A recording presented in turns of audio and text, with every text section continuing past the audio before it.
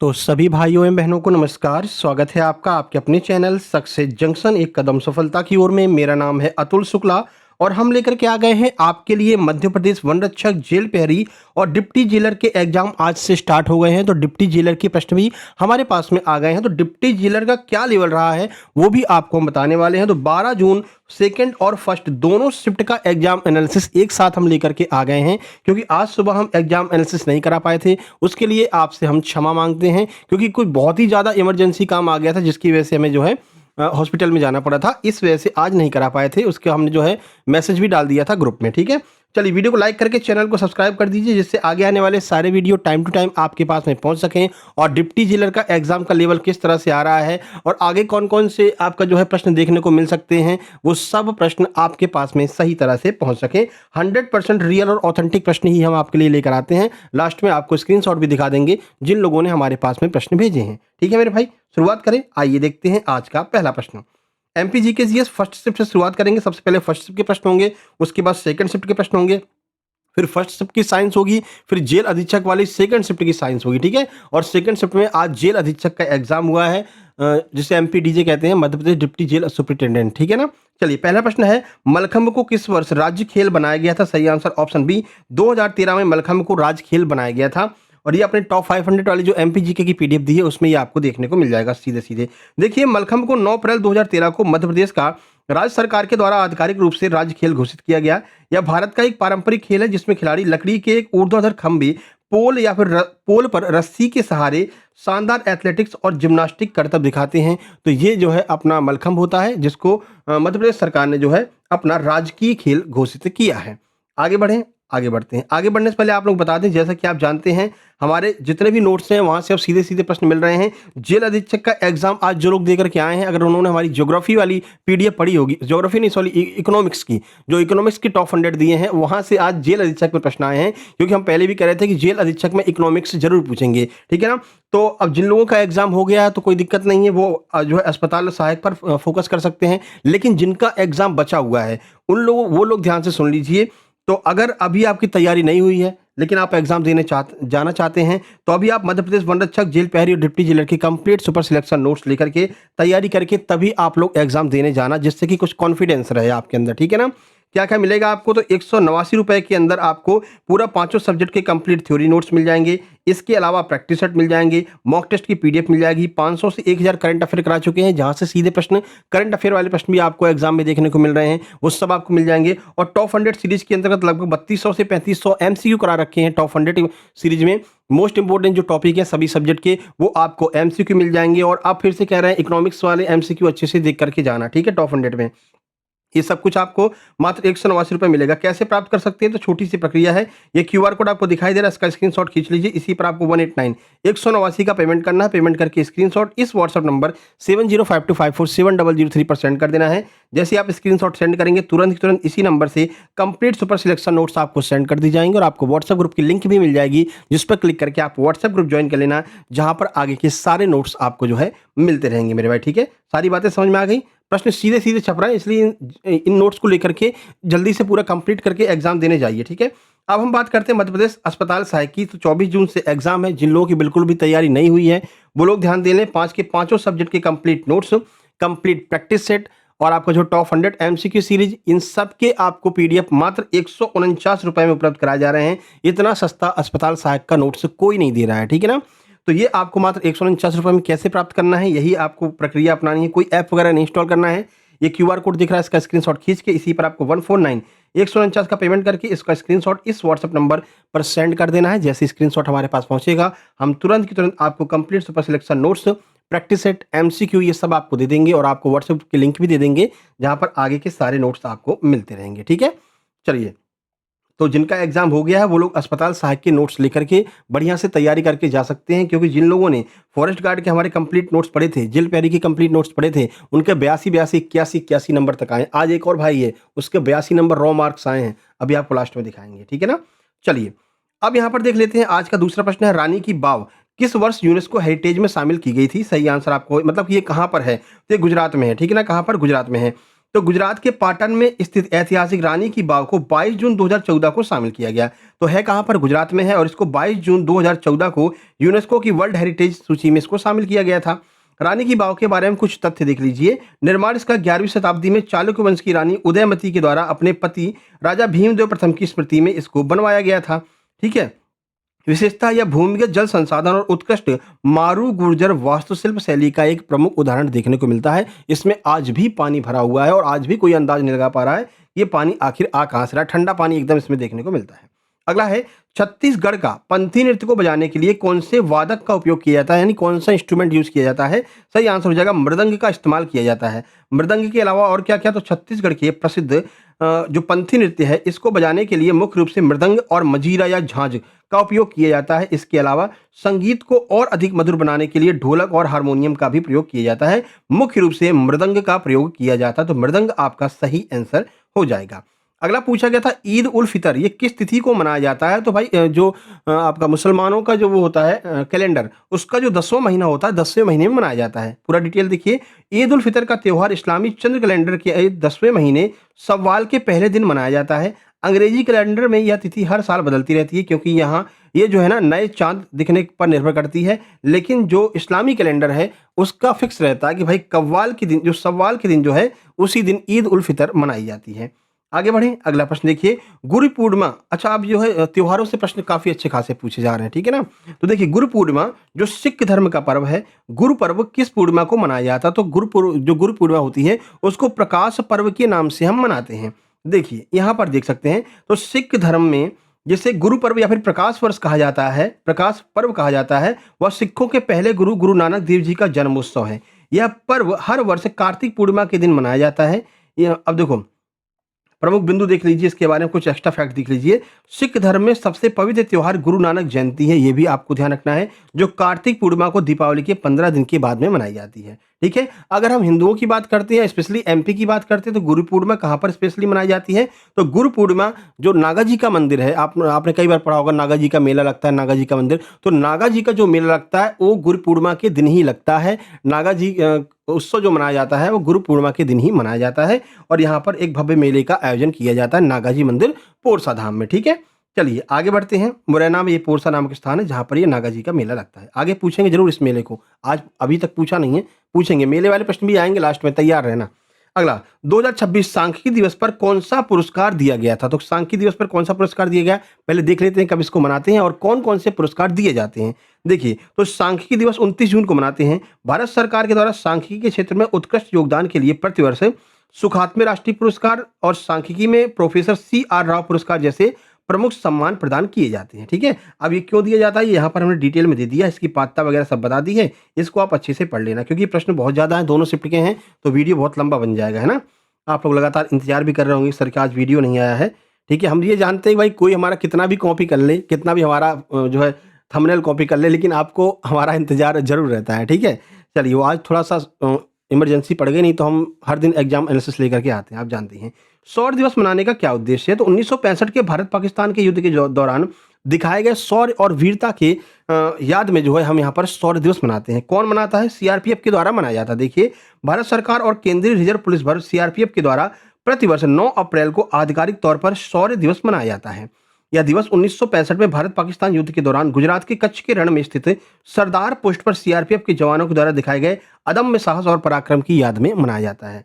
ठीक है, अच्छा जो लोग यहाँ पर देख रहे हो तो फालतू का कमेंट मत करना कि ये क्वेश्चन हमारे में नहीं आया था, हमारे में नहीं आया था। भाई ये दोनों शिफ्ट के क्वेश्चन करा रहे हैं ना, तो हो सकता है आपका सेकंड शिफ्ट में हो और आप फर्स्ट शिफ्ट के देख रहे हो, फिर आपको कि हमारे में नहीं आया।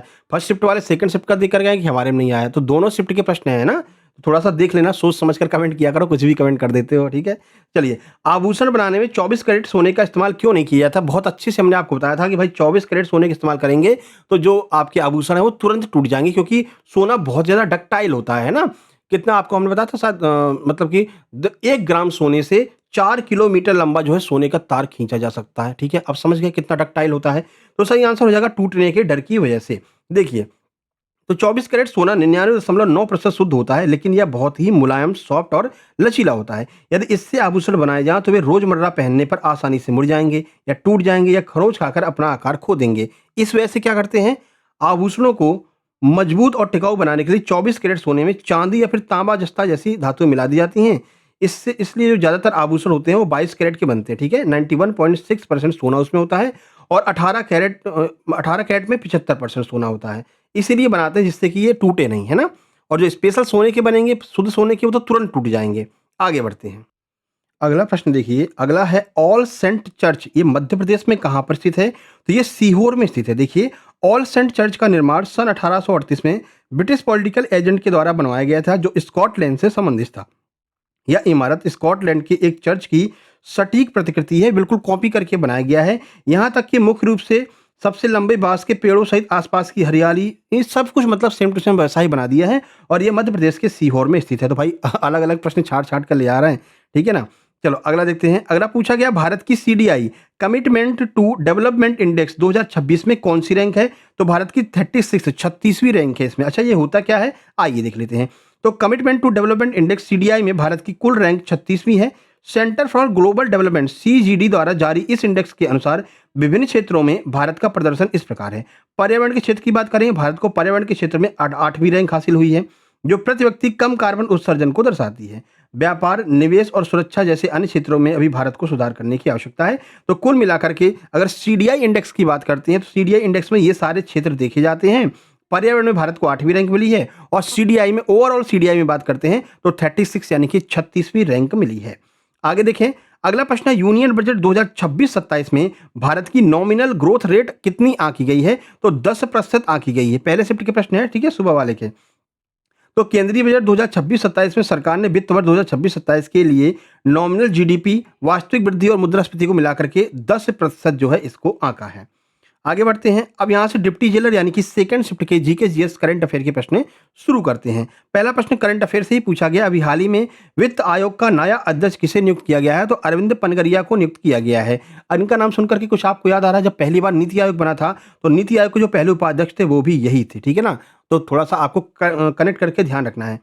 2015 में जो है नीति आयोग ने कार्य करना शुरू किया था, 2014 में बन करके बन गया था, ठीक है। देखिए, भारत सरकार ने 16वें वित्त आयोग का अध्यक्ष नीति आयोग के पूर्व उपाध्यक्ष डॉक्टर अरविंद पनगड़िया को नियुक्त किया है। 16वें वित्त आयोग से जुड़ी कुछ महत्वपूर्ण बातें देख लीजिए, पूछा जा सकता है। तो भारत के राष्ट्रपति के द्वारा 31 दिसंबर 2023 को इस आयोग का गठन किया गया। अवधि डॉक्टर पनगड़िया की अध्यक्षता वाला यह आयोग 1 अप्रैल 2026 से शुरू होने वाले आगामी 5 वर्ष 2026 से 31 तक के लिए केंद्र और राज्यों के बीच वित्तीय संबंध की सिफारिश तैयार कर रहा है। यानी कि ये आपका 1 अप्रैल 2026 से काम करना इसने शुरू कर दिया है। अर्थात यह करंट अफेयर का प्रश्न है, ठीक है। तो करंट अफेयर का अच्छा प्रश्न पूछा है जी उसमें, जेल अधीक्षक में। इससे पहले 15वें वित्त आयोग के अध्यक्ष कौन थे? तो एनके सिंह थे। 15वां वित्त आयोग भी पूछा जा सकता है, तो आपको याद रखना है। अगला देखिए, माइक्रो फाइनेंस से, यहाँ पर आप देखेंगे कि इकोनॉमिक्स से अच्छे प्रश्न पूछ रहा है। ज़्यादा प्रश्न इकोनॉमिक्स से ही पूछे हैं आपके इसमें जेल अधीक्षक में। तो माइक्रो फाइनेंस लोन किस उद्देश्य से दिया जाता है और उसकी लिमिट कितनी होती है? क्या कोई लिमिट होती है कि नहीं? ये आपसे पूछा गया था। तो थोड़ा डिटेल में इसने पूछ लिया था, तो आइए आपको डिटेल में ही समझा देते हैं। तो माइक्रो फाइनेंस लोन का मुख्य उद्देश्य ग्रामीण और अर्ध शहरी क्षेत्रों में कम आय वाले परिवारों और उद्यमियों को बिना किसी गारंटी के छोटी पूंजी उपलब्ध कराना है। यानी कि अगर आपको 3 लाख रुपए तक का लोन चाहिए तो कोई गारंटी देने की आवश्यकता नहीं है। सरकार आपको गारंटी मुक्त जो है लोन प्रोवाइड करा देगी माइक्रो फाइनेंस लोन के अंतर्गत।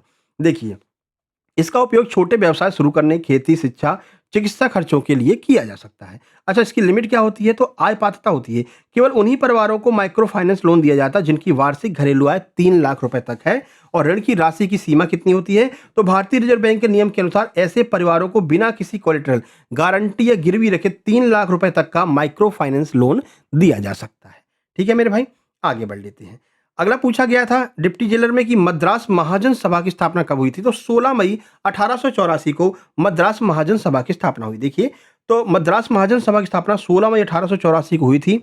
इसके मुख्य संस्थापक जी सुब्रमण्यम अय्यर, एम वीर राघवाचारी और पी आनंदा, क्या नाम लिख रखा भैया, आनंदर्यार चालू, ऐसे कुछ थे, ठीक है ना।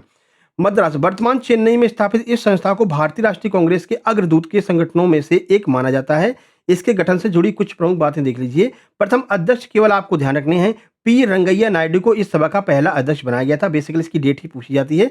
16 मई 1884 को मद्रास में स्थापना हुई थी। मद्रास अर्थात चेन्नई, बस इतना आप याद रखना। चलो, एक और करंट पूछा जीडीपी से ही कि वर्ष 2026-27 में भारत की जीडीपी ग्रोथ रेट का कितना अनुमान लगाया गया है? तो 2026-27 के लिए 6.6% अनुमान लगाया गया है। देखिए, भाई कुछ तो कठिन बनाएँगे ना, तो डिप्टी जेलर में ये लोग इकोनॉमिक्स पूछ रहे हैं, यही थोड़ा-सा लोग पढ़ते नहीं हैं अपन लोग, ठीक है ना? तो वहीं से प्रश्न बन रहे हैं। तो टॉप 100 की जो इकोनॉमिक्स हमने बना करके दे रखी है, उसको आप अच्छे से पढ़ कर के जाना। देखिए, अगला प्रश्न इसको अब डिटेल में कर देते हैं। तो भारत की आर्थिक वृद्धि 2026-27 में कम होकर के 6.6% रहने का अनुमान है। पिछले साल ये 7.7% थी। अच्छा, शायद हमने इकोनॉमिक्स की बनाई है कि नहीं, ये हमको ध्यान भी नहीं आ रहा है। क्योंकि टॉप 100 बनाई है तो सबकी ही बनाई होगी मेरे हिसाब से, क्योंकि साइंस की भी बनाई है, इंग्लिश की बनाई है, हिस्ट्री की बनाई है, तो इकोनॉमिक्स की ज़रूर बनाई होगी। एक बार हम देख लेंगे, अगर नहीं बनाई होगी तो कल सुबह ही आपको मिल जाएगी, ठीक है? या आज शाम को बना देंगे, कल सुबह 5 बजे के आस-पास हम अपलोड कर देंगे। चलिए, हालाँकि वृद्धि दर में गिरावट के बावजूद भारत सरकार दुनिया की सबसे तेज़ी से बढ़ने वाली बड़ी अर्थव्यवस्था बना रहेगा। विश्व बैंक ने गुरुवार को ये मतलब वही करंट वाली हमने जो है डेट उठा कर के इसमें डाल दिया है। अनुमान कितना लगाया? 6.6% लगाया है, इतना आपको ध्यान रखना है।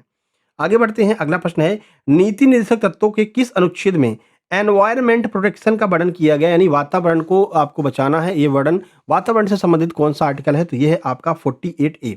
भारतीय संविधान के नीति निर्देशक तत्वों की बात करें डीपीएसपी में, तो अनुच्छेद 48 का में पर्यावरण के संरक्षण और संवर्धन का वर्णन किया गया है। इसे 1976 में 42वें संविधान संशोधन के द्वारा संविधान में जोड़ा गया था। इसके अनुसार राज्य देश के पर्यावरण संरक्षण और संवर्धन तथा वन एवं वन्य जीवों की रक्षा का प्रयास करेगा। तो आर्टिकल 48A भी पूछा गया है।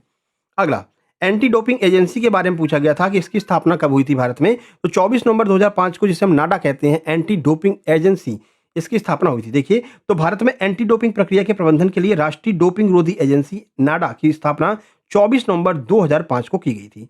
युवा मामले और खेल मंत्रालय के अंतर्गत यह एक स्वायत्त संस्थान के रूप में कार्य करता है। अब नाडा से जुड़े कुछ महत्वपूर्ण फैक्ट देख लीजिए, क्योंकि हो सकता है नाडा के बारे में प्रश्न बना है तो आगे भी बन सकता है। उद्देश्य क्या है? तो देश के सभी खेलों में डोपिंग बढ़ाने वाली दवाओं के उपयोग को रोकना और खिलाड़ियों के बीच स्वच्छ खेल को बढ़ावा देना, कि मतलब कोई लोग ऐसा ना करें कि डोपिंग यूज़ कर रहे हैं, मतलब जो प्रतिबंधित दवाएँ हैं उसका इस्तेमाल ना करें, इसी को डोपिंग कहा जाता है, ठीक है? या विश्व डोपिंग रोधी एजेंसी वाडा के नियमों और दिशा निर्देशों पर कार्य करता है, यानी कि एक तो वर्ल्ड में है, तो वर्ल्ड में जो है उसको वाडा कहते हैं और भारत में जो है उसे नाडा कहते हैं, ठीक है ना? तो ये भी आपको ध्यान रखना है और इसके जो नियम कानून है उसी का पालन ये भी करता है। अगला, अगला पूछा है कि इसरो ने एस्ट्रोसैट उपग्रह कब लॉन्च किया था? तो 28 सितंबर 2015 को एस्ट्रोसैट उपग्रह लॉन्च किया गया था।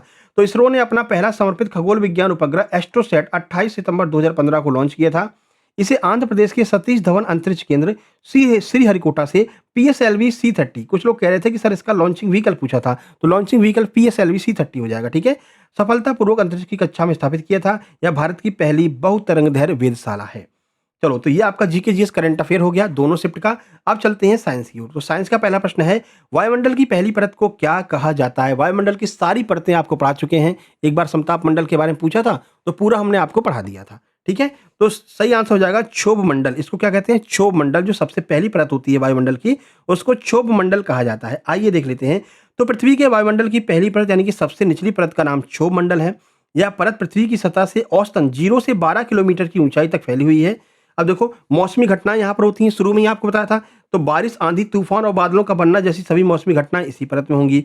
जीवन का आधार है, सांस लेने के लिए आवश्यक ऑक्सीजन और जीवन के लिए जरूरी जलवाष्प इसी परत में मौजूद होता है। जैसे जैसे इस परत के ऊपर जाते जाते हैं, तापमान जो है कम होता जाता है। इसीलिए हिमालय पर जब आप पहुंचते हैं सबसे ऊपर, तो वहां पर आपको बर्फ जमी हुई मिल जाती है, क्योंकि टेम्परेचर बहुत कम हो जाता है।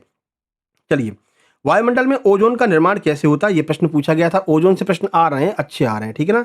तो जो अस्पताल सहायक वाले हैं वो ओजोन को अच्छे से पढ़ लेंगे, क्योंकि आपके तो सिलेबस में दिया है हमारा पर्यावरण।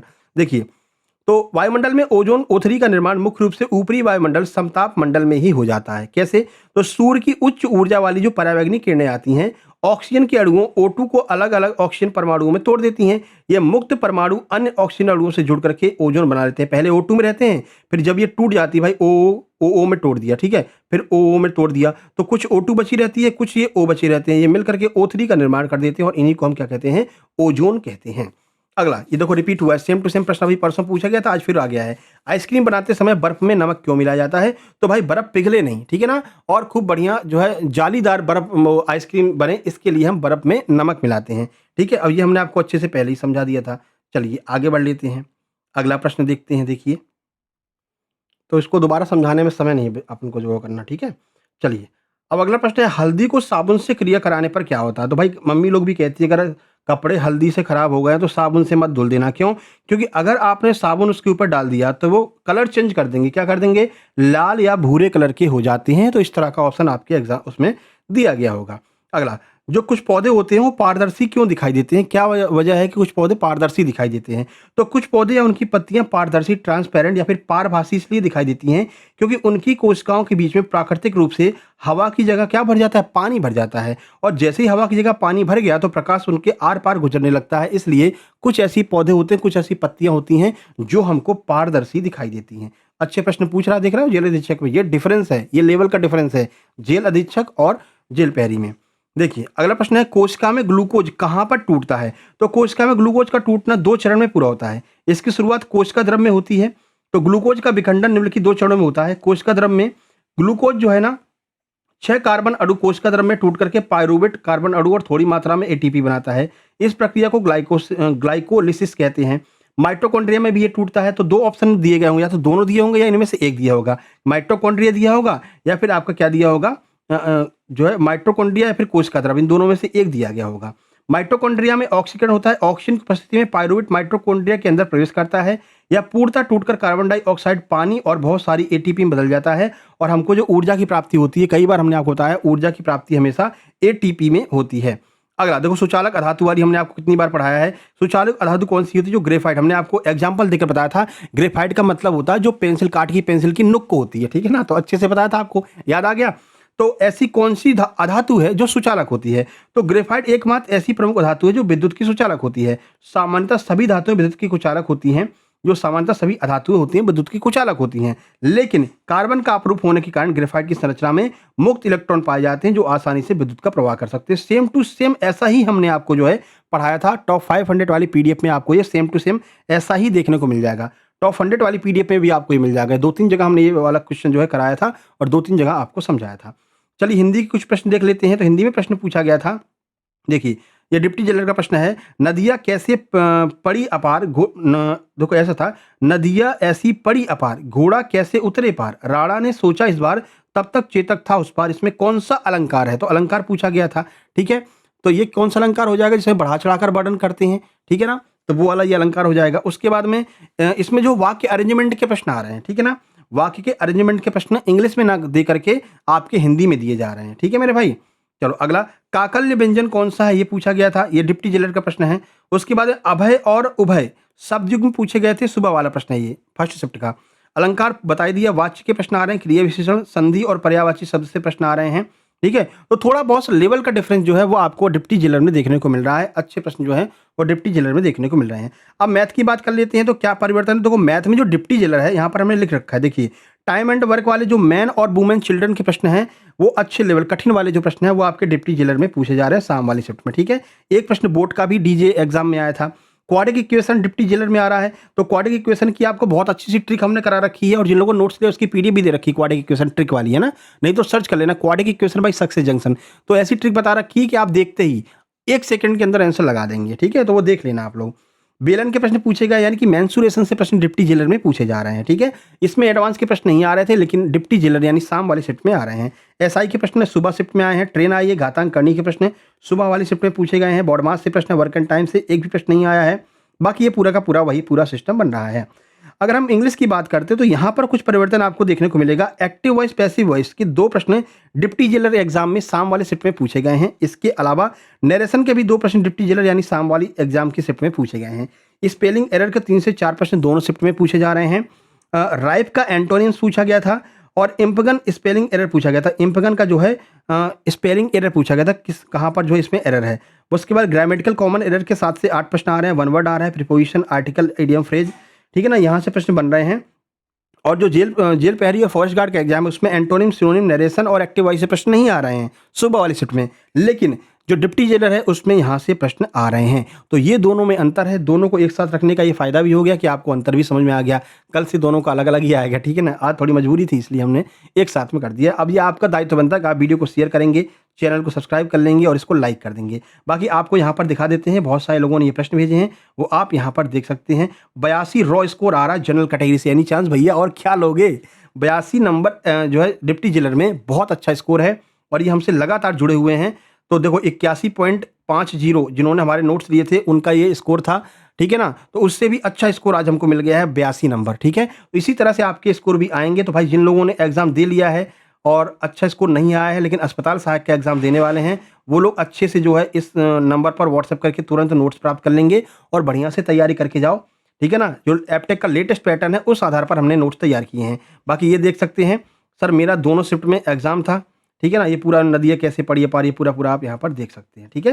तो इसमें जो है टाइम टेकिंग क्वेश्चंस आ रहे हैं इसमें डिप्टी जेलर में, ठीक है। बाकी आप यहाँ पर और देख सकते हैं, गुड इवनिंग सर, और इनका वाला देखो, इन्होंने बताया सर इनके नंबर कितने हैं, ये कल वाला है, इसको छोड़ दो। यहाँ पर देख सकते हैं, देखिए लाइफ में पहली बार ऐसे नोट्स देखे हैं, कितनी मेहनत लगी होगी, इस हिसाब से ये प्राइस बहुत कम है जितना आपने रखा है। तो भाई नोट्स इनको बहुत पसंद आए हैं अस्पताल सहायक के। आप लोग भी एक बार अस्पताल सहायक के नोट्स लेकर के जरूर देखना, आपको अपने आप आइडिया लग जाएगा कि हाँ किस तरह के नोट्स सर ने बनाए। ये आप देख रहे होंगे अस्पताल सहायक के एनवायरनमेंट के नोट्स इनको दिखाई दे रहे हैं, ठीक है। उसके बाद में अब देखो किसी ने नोट्स लेने के लिए पेमेंट किया है ना, अभी हम एग्जाम कर रहे हैं, अब एनालिसिस करा रहे हैं, तो एनालिसिस कराने के बाद में ही अब उनको हम नोट्स सेंड कर पाएंगे। 299 का पेमेंट किया, यानी कि इन्होंने फॉरेस्ट गार्ड और जो है आपका अस्पताल सहायक दोनों नोट्स लिए हैं इन्होंने, ठीक है ना। तो अगर दोनों नोट्स आपको चाहिए तो आप 299 में ये दोनों नोट्स प्राप्त कर सकते हैं, ठीक है। बाकी ये 81.5 नंबर इनके आए हैं, इनके बारे में भी आपको हम बता चुके हैं। 10 तारीख को इनका एग्जाम था, ठीक है। तो ऐसा नहीं कि लड़कों के नंबर नहीं आ रहे हैं, नंबर आ भी रहे हैं और बहुत सारे लोगों के नंबर नहीं भी आ रहे हैं। जो तुक्का लगाने में थोड़ा सा संकोच कर रहे हैं उनके नंबर आ रहे हैं, और जो तुक्का लगा रहे हैं वो नीचे चले जा रहे हैं। तो थोड़ा सा आप लोग ये समझ करके तुक्का लगाना, ठीक है। चलिए वीडियो को लाइक कर दीजिए, चैनल को सब्सक्राइब कर दीजिए। मिलते हैं कल की फर्स्ट शिफ्ट में, उससे पहले कल सुबह अस्पताल सहायक का प्रैक्टिस सेट नंबर 8 आ जाएगा, ठीक है। चलिए तब तक के लिए नमस्कार, धन्यवाद।